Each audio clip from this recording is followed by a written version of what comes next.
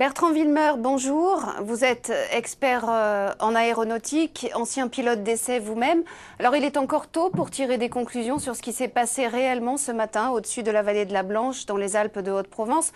On connaît toutefois quelques éléments, notamment le fait que le pilote n'a pas lancé d'appel de détresse, mais l'avion semble avoir chuté par paliers. Qu'est-ce que cela peut-il laisser supposer ? Il y a deux façons de faire un appel de détresse. Quand on est dans un avion, il y a par un signal radio qui commence par Mayday, Mayday, Mayday, et il y a l'activation d'un transpondeur qui est un répondeur radar qui permet au contrôleur au sol de caractériser de façon extrêmement claire sur son écran radar le fait que l'appareil est en détresse. Donc là, le fait qu'à partir de 38 000 pieds, et cela pendant de nombreuses minutes, parce qu'on parle de 12 minutes entre le moment où il a quitté son niveau de vol et le moment où il y a eu l'impact, il n'y a eu aucun contact radio.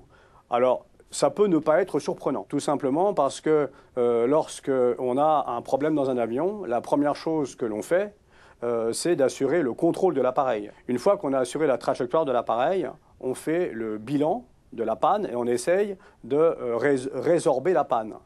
Et puis une fois que tout cela est fait, si on a le temps et si l'appareil le permet, alors on communique. Est-ce qu'on peut penser à une dépressurisation ? Dans un accident aéronautique, il y a trois causes possibles, trois grandes familles de causes possibles.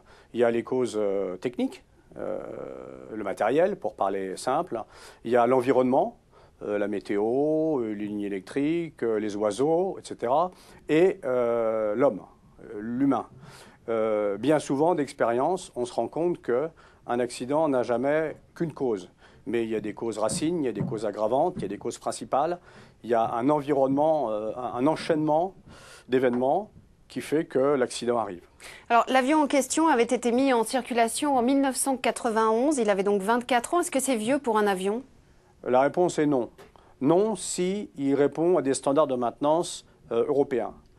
Tout d'abord, l'Airbus est un avion qui a été, dont le premier vol a été fait en 87, mis en service en 88. Il y en a plus de 6 000 qui volent en ce moment et il y en a un peu plus de 10 500 qui sont en cours de commande ou de livraison. Donc c'est un appareil qui est extrêmement répandu. Il a des contraintes de maintenance qui sont des contraintes de maintenance extrêmement strictes. Mais 25 ans, c'est la limite d'exploitation commerciale, non ? Ça, c'est les limites des propres compagnies. Mais à partir du moment où un appareil reçoit son certificat de navigabilité et où les ateliers qui entretiennent cet appareil sont des ateliers agréés, alors l'appareil peut voler. La compagnie Lufthansa l'avait transmis à sa filiale Germanwings l'an dernier. Est-ce que c'est une pratique courante que des avions en fin de vie soient donnés aux filiales low cost ? Ce qu'il est possible, c'est que la politique de la compagnie soit de mettre en avant les avions neufs sur des lignes qui sont les plus rentables et les plus fréquentées, ce qui est tout à fait logique au plan commercial. Maintenant, ça n'a aucune espèce d'influence sur la capacité de l'appareil à ne pas tomber en panne.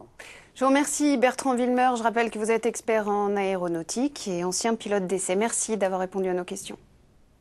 Merci à vous.